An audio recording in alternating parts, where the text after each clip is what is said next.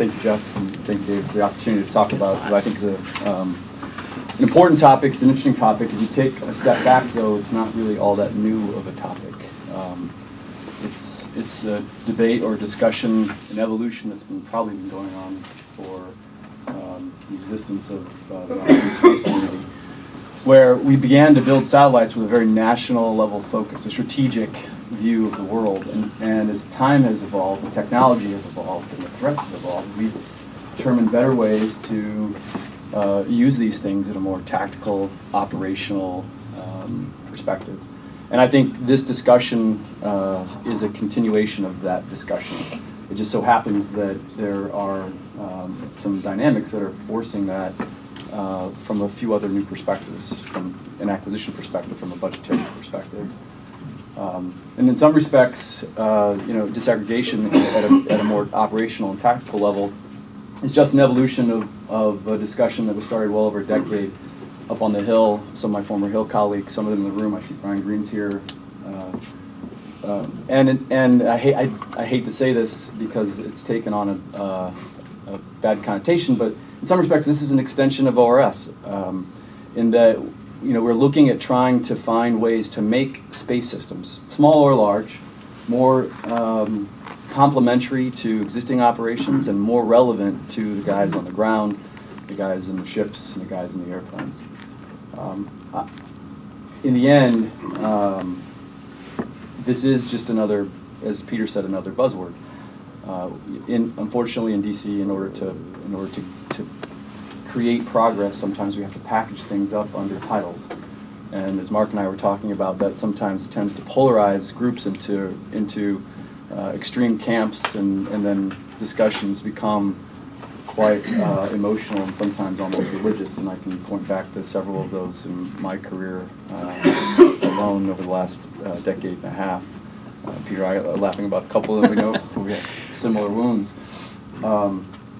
But the truth is, it doesn't have to be that way, and I hope that disaggregation, the concept, the conversation doesn't push into that direction, because, as Bill talked about, there is a need for the traditional systems, but there's a need to move in a different direction, that the status quo can't continue to persist.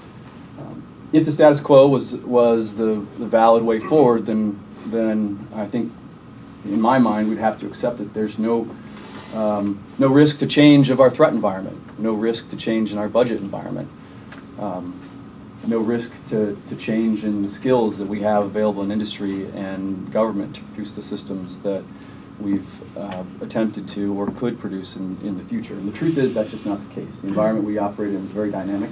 It's going to continue to be more and more dynamic, and we have to, as a space community, a national security space community, find ways to address that rapidly changing environment. So I do see disaggregation as an evolution of the status quo, and not to polarize things, but it's a threat to the status quo. I believe that's a good thing. It creates opportunities, and it's something that I think we should consider, and I happen to be an unashamed supporter of disaggregation, but all things in moderation, to include moderation sometimes. But in this case, there is a methodic way forward for us to introduce the concept, or to evolve the concept of disaggregation, and I think be all the better for it. So disaggregation is, some people think, I've heard some people in discussions, not so much here, but the topic of small sats have come up. Disaggregation is not about small sats. I think it is a call for responsibility. It's a call for acknowledging, again, that our threat environment's changed. The Cold War one-size-fits-all mentality doesn't really serve our operators very well. It doesn't serve our acquisition system very well, and that there is a balanced way to move forward in order to do such or to satisfy such needs. It's a call towards, I think, an architectural approach as opposed to a systems approach. The space community is a very technically oriented community. That's our heritage. We tend to get, as engineers, we tend to get down in the weeds. We look at things at a very subsystem level. And I think disaggregation is a concept that forces us to step back from looking at things in a system orientation and consider things in an architectural approach in order to satisfy our needs. I think that's really very important as we move forward, because it's not about providing one sensor or one system to satisfy a bunch of needs. It's about deploying an architecture that has different measures of performance than we've ever really thought about before. Revisit, geometry, spectral access, rather than just resolution or time on target. There are other things that in architectural approach to our solutions we can begin to gather more value from.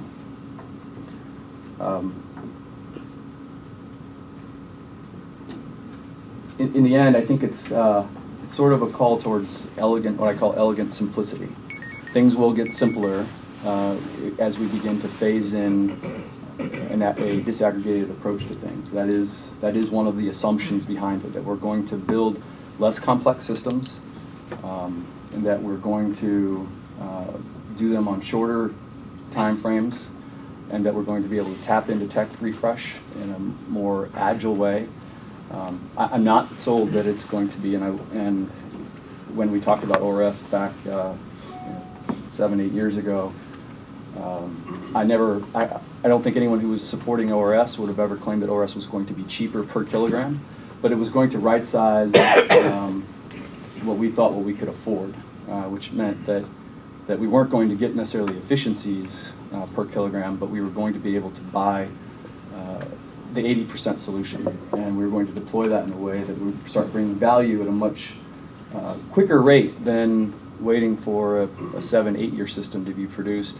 That really was a magnificent piece of engineering, but was really very complex, took a long time to build, and was quite costly.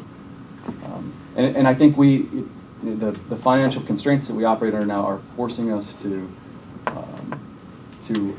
consider how to operate within a new envelope in which the old programs of record could never survive. Another reason for us to think about moving towards away from the transition, or away from status quo, and transitioning towards whatever we want to call it, this topic, disaggregated architectures. So I think I want to talk a little. I talked a little bit about what disaggregation is and maybe what it isn't. I want to talk about why and why not. I want to talk a little bit about what can be disaggregated, and give some ideas on what we should really do. I think that last part's most important because I feel like the community is a little bit paralyzed in how to move forward. There's a lot of discussion about it. Again, we've been talking about disaggregation in some form for almost a decade. I was quoted in Space News recently expressing a little bit of frustration that we're going to wait until 2015. I realize the budget process and how long it takes to get things into the budget process. But there are things we can do now. We have pots of money in the R&D world. We have pots of money at SMC that can begin to create a transition towards that, whether it's demonstrations and prototypes. We are not going to stop all of our programs of record, though, and start doing disaggregation. We have a responsibility to the operators to maintain that operation, but there are things we can do today, and I'd like to outline a few steps that will take us one step closer to that without having to wait until 2015. So as Peter talked about, it's funny that we didn't actually collude on this, but our talking points in some respect are very similar. There's 3 areas that I think we should look at when we talk about the benefits of disaggregation. The first is survivability and resiliency. The second is, I call it promoting and leveraging the technology revolution. But it comes down to tech refresh. And the third thing is affordability. So when it comes to survivability and resiliency, it's a very simple question, or a very simple equation that I think even a second-grade math student could understand. It's easier to lose 2 satellites than it is to lose 10. And while I'm not saying that that's going to solve all of our threat problems, it's going to make an adversary's job a whole lot more difficult. It's going to make our job for continuity of operations more robust and reliable. And I think as we move to a more contested environment, we have the responsibility to begin to think about, again, in an architectural manner, how we can begin to address these threats. Affordability, I think there's an opportunity to get value quicker and in a more affordable way in terms of volume of dollars spent. Because I just don't think that we're going to have the 11, 12 billion dollars a year that we were having at SMC and similar budgets at the NRO in the future. So we're going to, I think, be able to buy things in a much quicker way and in a much better way if we buy them by the bagful as we move forward rather than buying them by the truckful. And I think General Cartwright used to talk a great deal about buying the 80% solution, buying what's good enough as opposed to buying everyone's dream. And I think that disaggregation provides opportunity to be able to move in that direction. And I think, again, the financial constraints will force us in that way. I think a simpler look at the mission sets will reduce complexity that will create systems that become more affordable and architectures that are more affordable to deploy. There are some examples of programs that in the past, in the last era of space, I call it the transformational era of space, where we had programs like Space Radar and TSAT and NPOS, where they were, again, amazing systems on PowerPoint, and they were very difficult to build, and unfortunately, none of them survived. And I think NPOS is one of the greatest examples, regardless of the interagency issues that we had to deal with culturally, the political things that came about as a result of that. To put 9 sensors on the biggest bus that Northrop Grumman's ever built is a really difficult integration task. And that's after we solved the development of each of those 9 sensors. We were asking them to do things that were very difficult to do. Pete Rustan used to talk about programs should only have 1 or 2 miracles. 8 or 9 miracles is not a good way to manage an acquisition program, especially a space acquisition program. As far as the technology revolution in the commercial world, we are seeing things change at such a rapid pace, and it's kind of an exciting time to be a part of it. But those of us in the space community really aren't so much a part of it. The commercial market on I think, adjacent technologies are making things obsolete in less than 18 months, less than the Moore cycle. But we inside the national security space community continue to and I agree, we're investing in things that are cutting edge, so we're sort of defining the new technologies.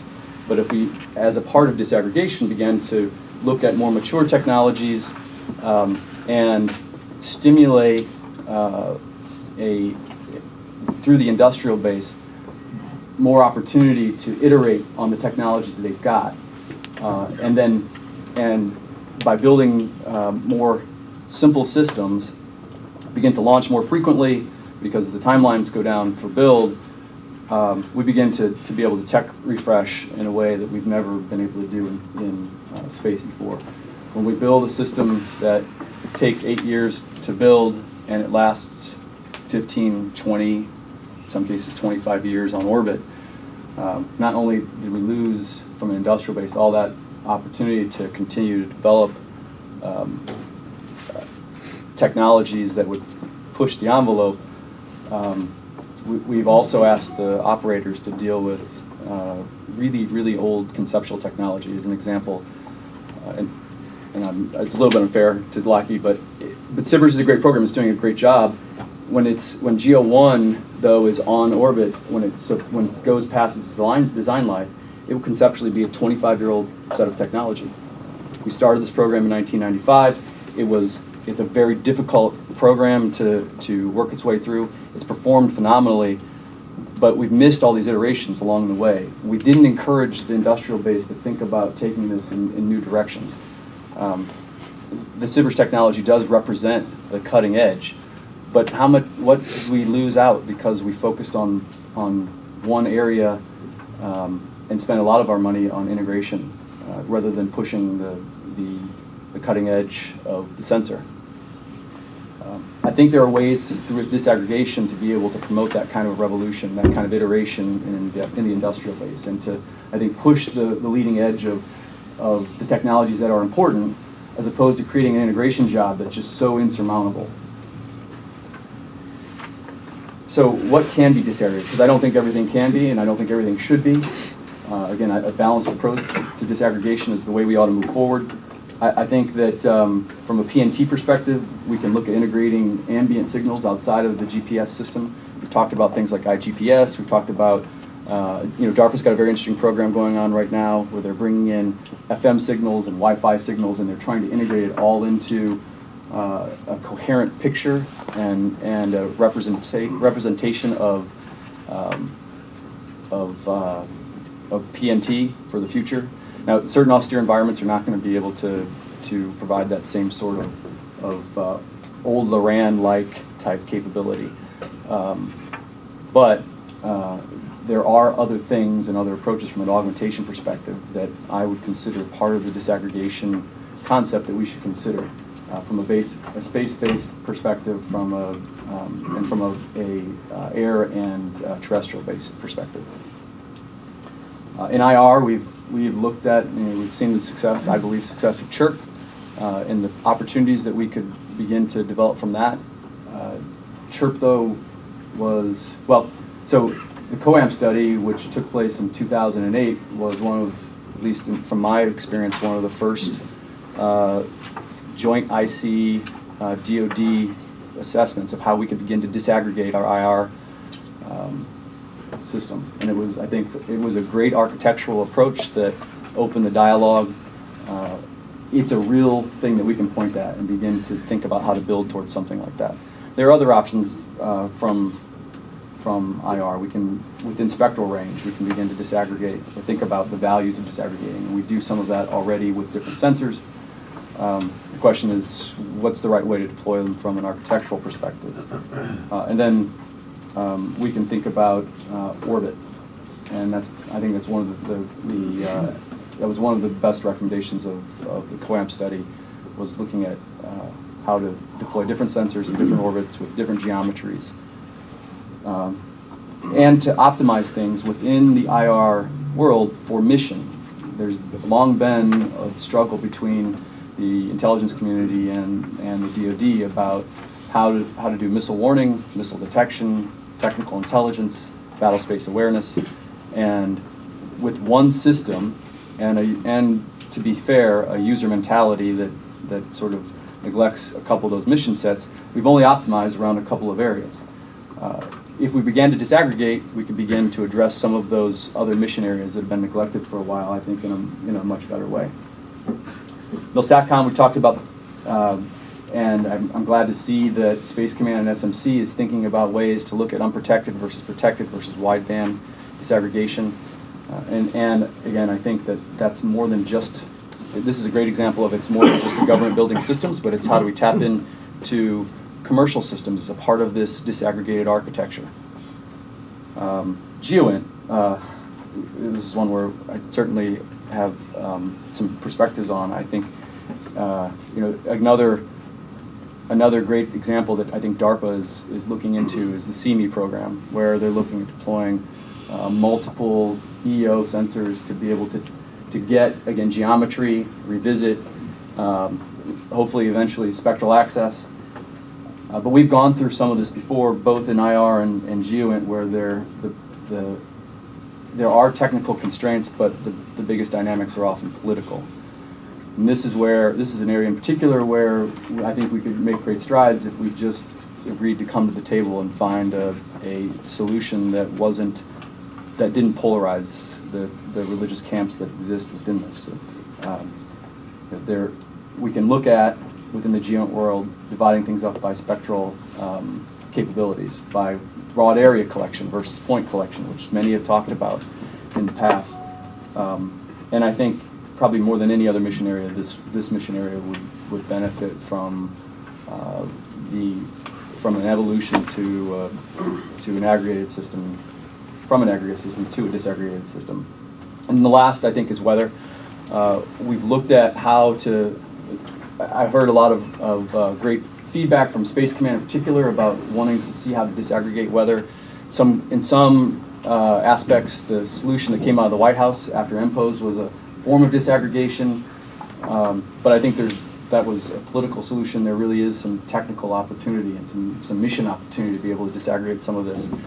A couple of ideas would be disaggregating the VIS and the IR, disaggregating the microwave and the sounding missions onto separate platforms. And then, quite honestly, this is, I think, to NASA, NOAA, this may be very beneficial, disaggregating some of the science missions and there's a difference between operational weather and scientific weather. The two definitely merge at some point, but from an architectural perspective, in order to satisfy the multiple stakeholders that exist, I think it behooves us to look at a disaggregated approach that would separate some of the science missions from some of the operational missions. So how should we proceed as we move forward? I think we're not going to change the world in a day. We ought to pick a couple of mission areas. The Air Force has shown that they're interested in looking at weather and looking at MIL-SATCOM as the first couple of mission areas. I think that's a good place to start. I think that Air Force Space Command has a huge role in this, and they ought to establish sort of a mission manager there at Space Command that can help guide and provide operational perspective on how to disaggregate this. Again, this is all the architectural value of this is providing more of a customized performance to the operators, but in a simpler way than we've done before. I would recommend building a 10-year roadmap for these mission areas and then begin to think about how to blend in, based on what we learn in these first two mission areas, how to blend in the other mission areas. I think I would leverage current dollars that exist at SMC and AFRL, whether it's I don't remember what the new acronym is, but what we had inside some of the EASE dollars that were meant to create an iterative approach to some of the architectures within certain mission areas. AFRL has money that General Polakowski and General Sheldon could reshape in order to provide this as a priority. And then, of course, as General Shelton said, he'd like to consider changing the FY15 budget, which is the next opportunity in a formal way that we'll be able to redirect dollars coming out of Space Command. I think we should replace old systems through attrition, which means, again, looking at things in architectural perspective, but we also should be looking at complementing existing architectures, much like we've sort of done with the operational leave behind, or did with the operational leave behind of CHIRP, or considered.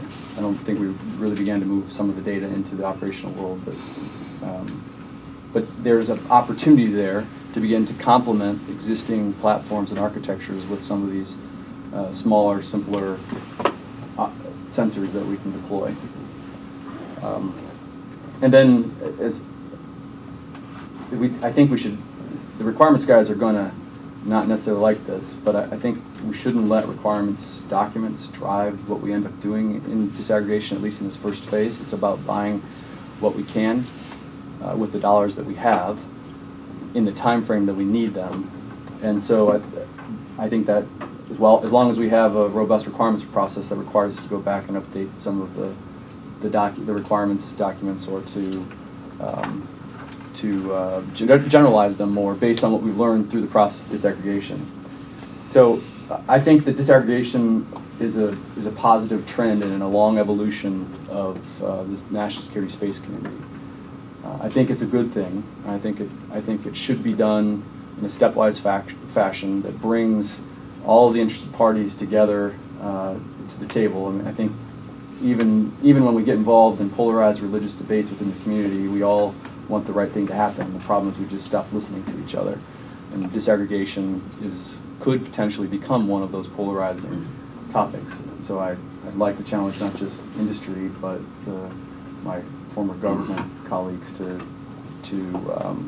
approach this in a way that isn't as polarizing as some of the last topics that, like BASIC, for example, that we've all been a part of, that really set us back, I think, long term. So I look forward to your questions. Thanks. Great. Thank you, Josh.